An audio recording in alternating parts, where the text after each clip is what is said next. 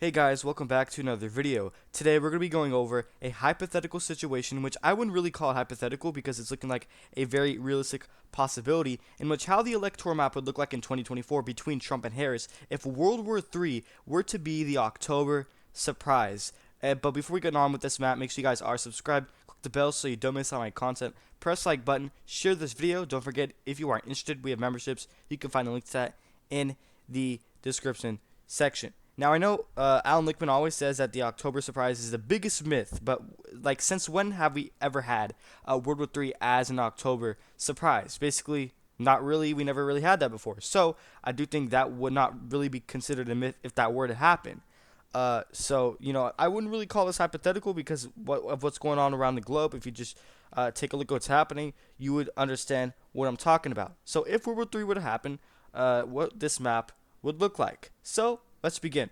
Right off the bat, I do think Iowa and Ohio are now safe states for Donald Trump. I think he should surpass 10 percentage points in both of those states. Iowa will be more red than obviously Ohio this time around. And then Texas, I do think will shift towards the solid red column.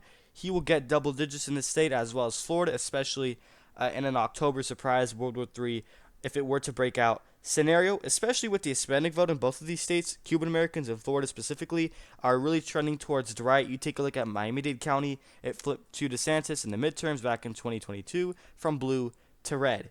And Texas is a border state. Obviously, immigration is a key issue. It's a losing one for Kamala Harris. She couldn't address that whatsoever. And then you're probably wondering, oh, New York is considered a battleground. Yes, it is. Because if you actually take a look at the RCB averages in this state, it's getting close to within single digits. Like, her lead on average for Harris is like 12, 13, at best is 14, guys. At best is 14, when Biden was literally leading this state by nearly 30 points just 4 years ago. And now it's within almost single digits, and it was within single digits when Biden was in the race. And that's a fact. So I do think with that polling error of like close to 9 points in 2020, realistically, it will be decided within single digits. Therefore, I do think, especially if World War III, broke out, New York will be considered likely, and it will be way more competitive than a lot of people think.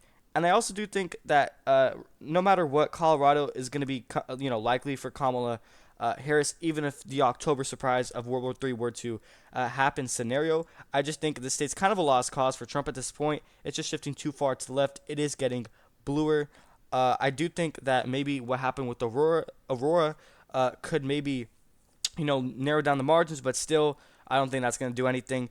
As for New Mexico, I do think this will be slightly closer than Colorado because it's a border state, and I do think if Trump is realistically doing better with the Hispanic vote, because according to majority polls, he's doing a lot better. I think he's polling like 17 points better than where he was 4 years ago. Now, the thing that's really hard for Trump to overcome the votes in is Albuquerque obviously has a lot of white liberals in that county. It's going to be hard for Trump to overcome the votes. But especially if World War III, broke out as the October surprise, I think the state can get within like 6 percentage points ultimately at the end of the day.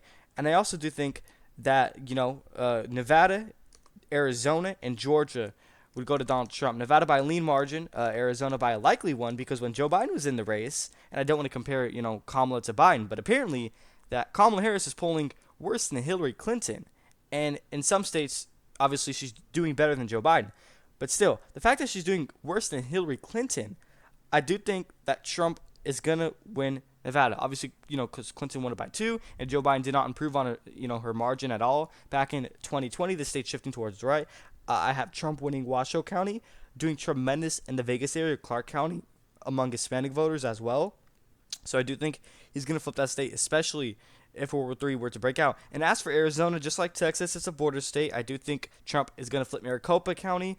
Even if he doesn't, let's say Harris wins Maricopa by 1%, Trump still has the advantage. And there, he should run up the numbers in Yuma County as well as Navajo as well, which apparently he didn't do strong enough in those Republican counties back in 2020. I think he can among independent voters. If he does win independence, he's more than likely going to win the state, especially if World War III were to, have broken out as the October surprise. Undecided voters on Election Day really matters, as well as the McCain-style voters. People on the right call them neocons. A lot of them broke for Biden back in 2020 because he was seen as a moderate candidate. Kamala Harris is not moderate at all, so I can see a lot of them going back to Trump as they did in 2016, especially if the October surprise were to break out. And I go back to Kamala Harris polling worse than Hillary Clinton did, because Clinton was winning the popular vote by close to double digits. Meanwhile, Kamala Harris is all the way down to just like 2 percentage points on average on 538.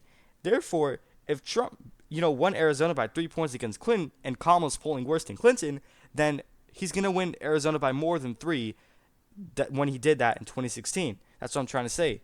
When you compare Clinton and Harris, she's polling worse than Clinton. So Trump's gonna win Arizona by more than three, is what I'm trying to say, which was literally his 2016 margin victory in that state.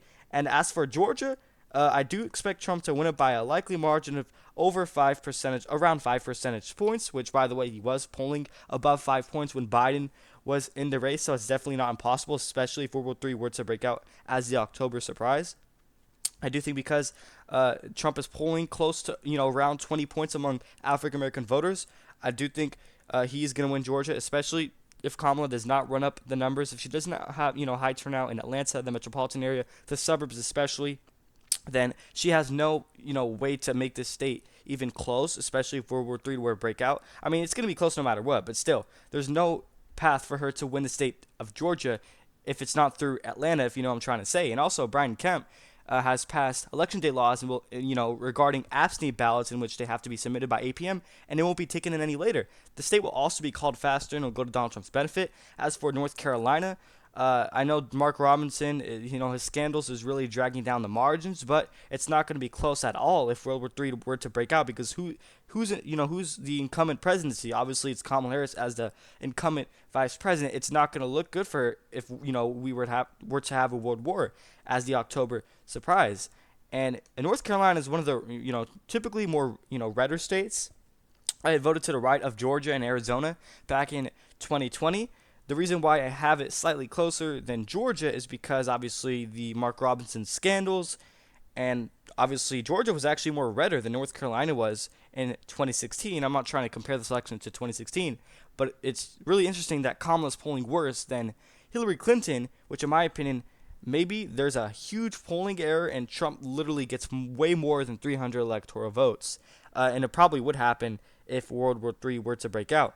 And then I also do think that Virginia would narrowly go to Donald Trump by a tilt margin, just how it literally was a few months ago when Biden was in the race before he dropped out, literally the week before he had, left the race. Donald Trump on the RCP averages in the state of Virginia was leading in the state by 0.4%. And then obviously Kamala Harris regained some of that ground, and now she's up on average by like 5 points. But if World War III were to break out, I do think Trump has the slight advantage in the state of Virginia, as he literally was winning it when Biden was in the race, obviously. Also, Glenn Youngkin, just like in Georgia, has passed, and he's trying to mandate paper ballot voting only on Election Day. That's really beneficial to Donald Trump. And now we move on to some of these rest of states, starting off with Minnesota. I do think because, obviously, the governor here, Tim Walz, is Kamala Harris's VP, obviously you have that electoral advantage for Kamala Harris. Obviously, the VP pick home states is what I'm trying to say. Therefore, even if World War III were to break out as a scenario, I don't see Donald Trump winning this, and literally no Republican since like Reagan, I believe, won Minnesota. Therefore, even if this hypothetical scenario were to happen, even though it's not really hypothetical, it really could happen. It's a very realistic possibility because of what's going on right now. I still think it's tilts for Harris by probably 1 percentage point, which is around the same margin as Clinton in 2016. And then as for Wisconsin, I do think Trump's going to win this state by close to 4 points if World War III were to break out. The main reason why Biden had won it was because of Milwaukee.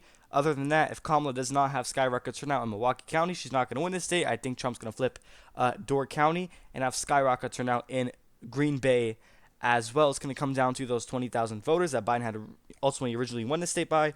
Trump's going to flip that 100,000%. I can guarantee you that right now. Also, Wisconsin was the reddest Rust Belt state of the three in 2020, 2016, the Obama era as well, voted to the right of both Pennsylvania and Michigan, which is why I do think also it had one of the worst polling errors, worst polling misses. It had Biden up by 6. He only won it by 0.6. That's why I have Trump winning it by that great of amount, especially if the October surprise of World War III were to happen. And as for Michigan, I do think Trump is going to win this state also by a lean margin, just with Pennsylvania as well. These rest of states typically vote in the same direction altogether. You saw that large uncommitted vote, 100,000 voters voted uncommitted in the Democratic primaries against Joe Biden. That wasn't Kamala Harris, but still, you can argue that Kamala didn't even receive a single vote in the primaries, so it wouldn't even matter. It goes to show you that the Democrats don't have the enthusiasm, and literally, a Democratic mayor in the state of Michigan endorsed Donald Trump, and he is a Democrat.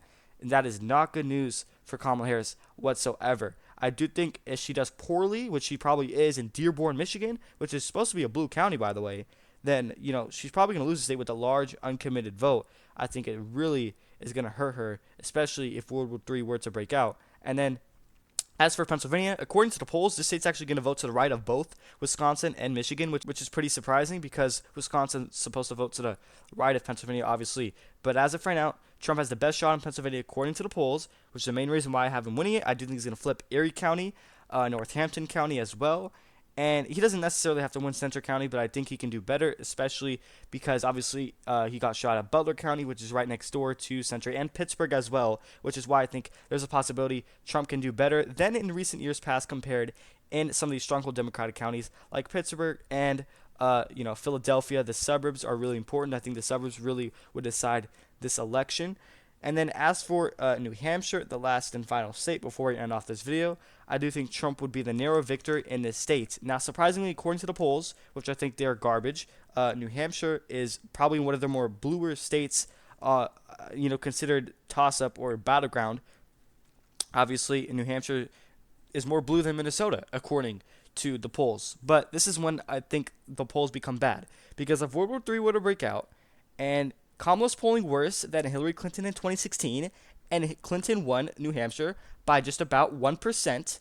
Then if she's polling worse and Clinton won it by 1, she's going to win it by less than 1 if she even wins at all. Therefore, Trump's going to win New Hampshire by a tilt margin. He gets nearly 330 electoral votes at 329 if World War III were to happen before the election, which, by the way, probably half of Americans have already voted by then with early voting, so maybe it really won't be impactful at all. But this is just a hypothetical scenario to Kamala Harris's 209, getting close to Mitt Romney and McCain, but obviously for the Democratic side. So let me know your thoughts and opinions in the comment section down below. What states you agree with or disagree with?